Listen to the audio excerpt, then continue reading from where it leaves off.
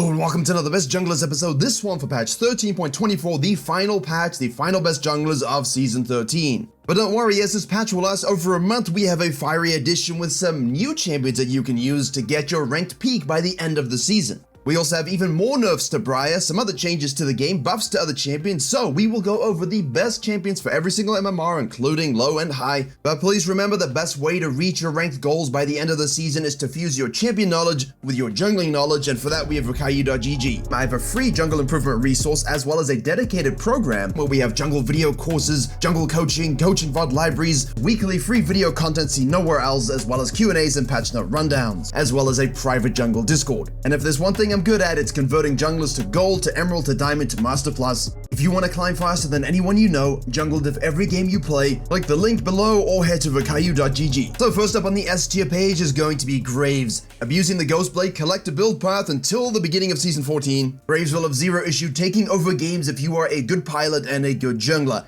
But as spellcasting is so potent with this build path, if you go the new Quiver build to farm as well, that even if your Graves mechanics are not, especially on point, but your jungling is, you should easily be able to get to Master Tier with it. The only thing holding you back will be your jungling, and that's a problem with Graves in this state. He's a difficult champion. When he has a 51% win rate with very little counterplay, then it does provide a little too much strength to those who don't deserve it, and a little bit too much to those who do. But the good news is you can counterplay Graves to a certain degree with your jungle pathing and understanding his true grip passive is only armor, not magic resist. There are ways to play around him and against him, but a good Graves player at this moment in time with the right builds, pathing, ganking, sequencing, and so on will have nothing to stop him from getting the elo that he wants. Oh, and by the way, the Storm Race attack, you go the Serrated Dirk if you want to fist early, or you go the new Quiver first if you want to farm a bit more. Check your game state, make the right decision. Ghostblade Collector, convert new Quiver into Storm Razor. You're looking at something that basically gives you a lot of the burst procs from the spells, but also a little bit of that DPS auto attack based gameplay, so it is a skillful build, but it's one I'm recommending to everyone that I coach as well because they are popping off with it. Now what concerns me a little bit is they keep nerfing Briar. She's been overtuned since release, and they never hit the right mark. They're trying to create a lot of little nerfs. Sometimes you just gotta take a bat to the issue, and they're just not doing that. Think about it, while her ultimate is obviously insanely strong, they keep nerfing heavily the AD ratios on it. Except it doesn't quite hit the mark in terms of the nerfing, because while she's relatively easy to pick up, most Briars who are learning her will chuck home run ultimates versus actually using it intelligently. They'll miss them, and they're not really actually getting the full benefit of the ultimate.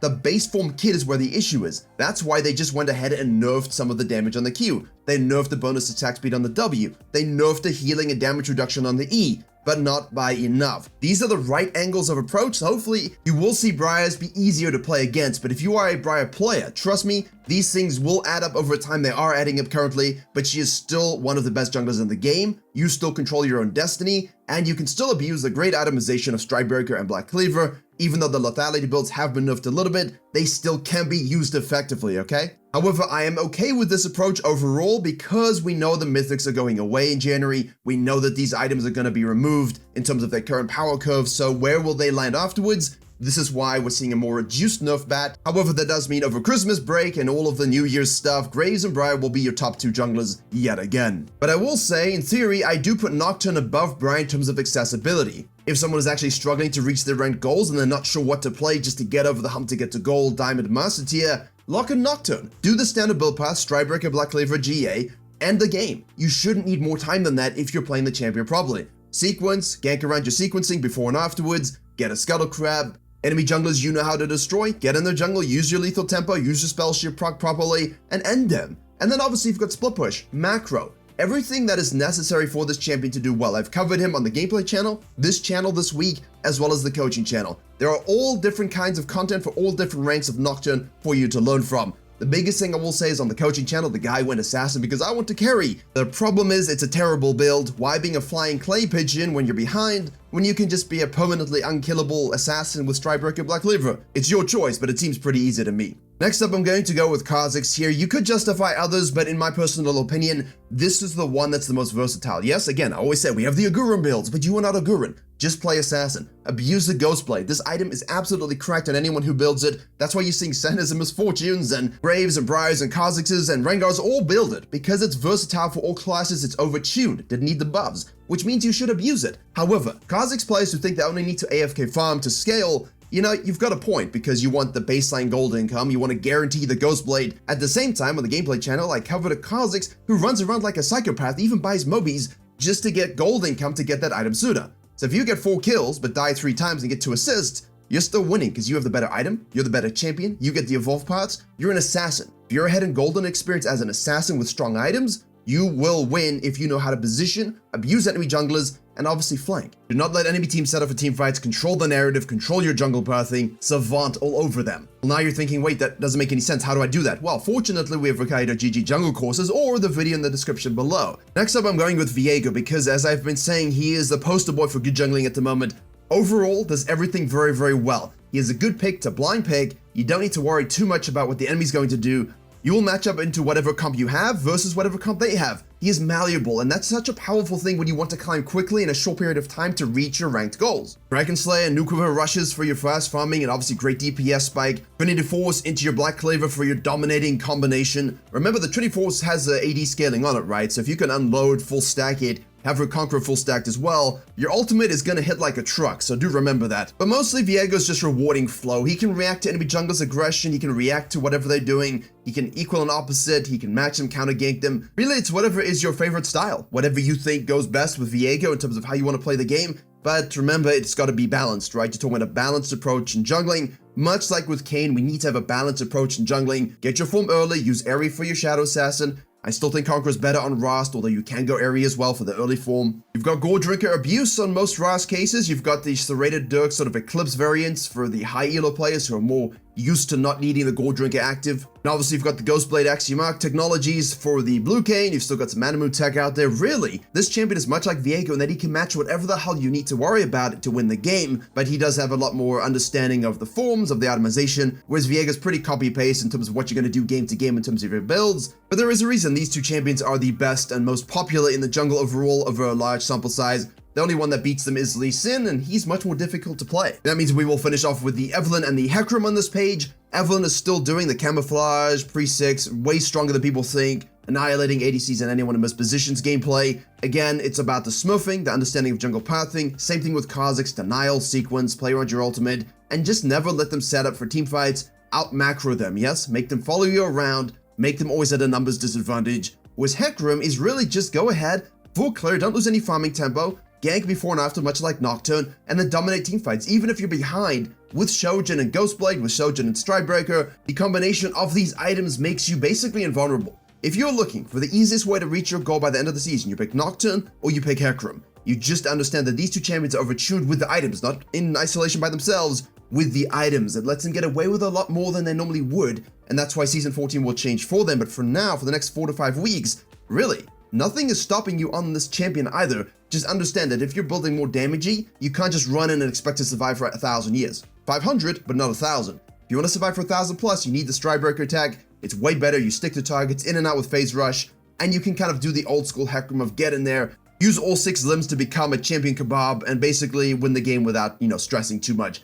Let's head on over to the A tier page where we have some interesting choices. I'm going to slap the Bel'Veth up here because, as we all know, since they rebuffed her E, she has definitely come back into the meta a little bit. Not as popular, not as overbroken, but she can still build the Stridebreaker. She still has the ability to abuse these items, and the mobility, the resets, the scaling, the herald control, the map control, the fact that she can be aggressive, a little bit more passive. Really a versatile champion that isn't obnoxiously strong, but a good Bel'Veth will typically really irritate you in a game, so I know a lot of high elo junglers that still ban it just so they don't have to deal with it. Mostly because that Q mobility is just a little bit irritating against certain style of champions, but if you want Bel'Veth to go, she will go. Much like Fiddlesticks, except he will just, I don't know what to say at this point anymore. It's been 3 years of saying, hey, Fiddlesticks is great, play Fiddlesticks. Not a lot of people really think about playing him because he is unique. He is difficult in that you need to spam him, understand how different it is to play something that has basically 0 auto attacks. It also has to gank with a bit of a wonky kit as it can feel like in your first few games, but once you get used to it, your clears go down to 259, 3 minutes at the maximum. You really want to speed that up. You're looking at a champion with high farming tempo, high scaling, and a dominating vision abuse kit. But most people are too lazy to vision abuse the pathings and the vision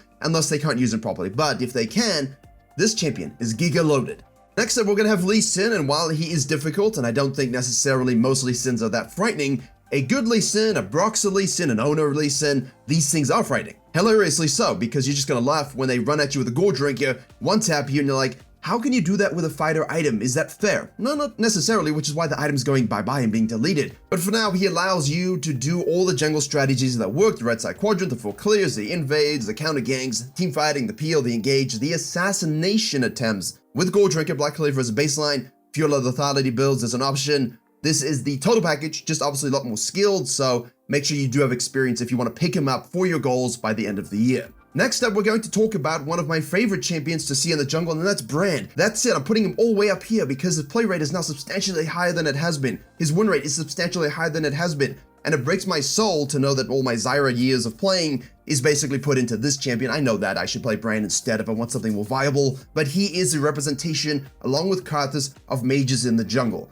Lilia is not really a mage, she's like an AP bruiser. Elise is not really a mage, she's an AP assassin, much like Evelyn. The Brand and the Karthuses are the poster boys for this kind of playstyle. Off meta, we've got the Morgana and the Zyra, but Brand is honestly looking huge. We're seeing Smurf accounts play him as well. High damage, fast clears, disgustingly great self-peel, a lot of thinking in terms of, hey, when should I actually use my blaze and which blaze should I use? Mostly, you're going to be using the stun, but if you can use the increased range in your E, then your ultimate is going to go bouncy at max range. So, huge damage profile, strong scaling and farming, and as you all know, a lot of tick damage that people underestimate, and they just go boom, boom, boom for the next 5 to 10 seconds, and good night. Try rush the Rileys though, it is better than the Leandries because you have built-in Leandries. Just try it. Next up, I'm going to slap here the Talia. She has been rising the ranks for a long period of time. She is of course difficult as well, requires a bit of setup, not quite as blind pickable as your Viegos and Canes or whatever on the S tier page. But if you can get your Qs down for the first clear, you know, use Q, work to ground, and then chuck 3 boulders at the blue buff, that speeds up the process a lot quicker. Make sure those clears are good in terms of you knowing what you want to do. Red side quadrant invade, red side quadrant gank, full clear perhaps. Just be active, she's not an AFK jungler, you can't just sequence and farm like some of these other champions, you've gotta be doing stuff on the map at all times. Next up, obviously, I'm gonna give you the Echo. I know that wasn't necessarily just a thing for the Echo transition, but hey, look, Time Lord is here. I don't think he's actually that great overall, I'm just not seeing a lot of other junglers really at this precipice that I'm comfortable recommending for the end of the season. Karthus is amazing and strong, but requires too much time if you don't already play him, so if you play him, go ahead. But Echo can be picked up pretty quickly. Yes, if you play other assassins, a lot quicker than others. If you don't play assassins, it can be a bit tough. But overall, he has got a strong kit, strong counter ganks, strong sequencing, and insane scaling. You can use that to win games with the reset button of his ultimate. And yeah, Jarvan is in this list, he's on this page, the champion still works, he's still boring, he's still unimaginative, he still EQs, he still dunks, he still does annoying Jarvan things, but now he's at least beatable to a certain degree. Once Gold Drinker goes away, I look forward to his demise. And finally, the E nerfs to Ivern, as I said in my private Discord when we did patch note rundowns, it's not gonna change anything, what a silly nerf. And guess what? It was a silly nerf, his win rate's basically exactly the same, so if you play Ivern and you want to support WinCon, if you're doing with a Kaiser or something, play the tree. Maokai is also good, but this is the better tree for WinCon gaming at the moment.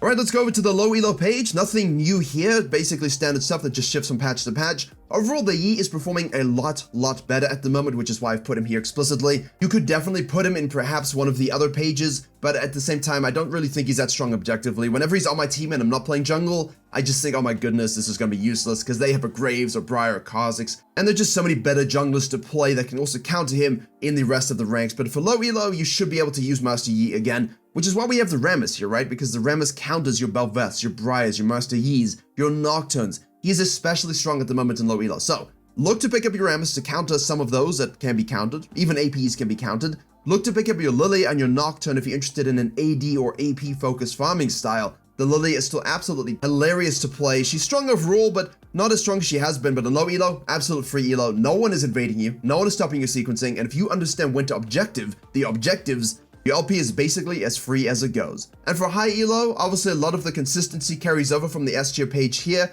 We do have the special focus of the Nidalee, the Karthus, and the Kindred. These are the ones that I do recommend people in Master Plus. If you're looking for GM, you're gonna need high impact. You're gonna need strong numbers, and you're gonna need to be able to counter meta champions and ban the ones you hate. These three will really allow you to take over, and if you can't do it, it's without a doubt a skill issue on your side for your champion. No offense, but it just is. Otherwise, you can play your Graves and your Viegos and your Hecrims and things like that as well. You have your Kha'Zix as well as even your Rengar if you are good enough with the champion. So if you're not playing Graves and Viego in high elo, then you should probably go with one of those, Karthus, Nidleys, and Kindreds. Lee Sin obviously is amazing as well. Basically, if you're good at your champion, you're good. But these champions, for me, are the ones with a bit extra spice for the final Christmas over in the new year, whatever end of the season climb. And that's it, my friends. That's the best junglers for Season 13. But it doesn't stop your jungling knowledge gain. You need to still get better at jungling even though we're heading towards the end of the season, because Season 14 begins on a dime immediately afterwards. Click the video in the box in the top right to keep developing your jungling.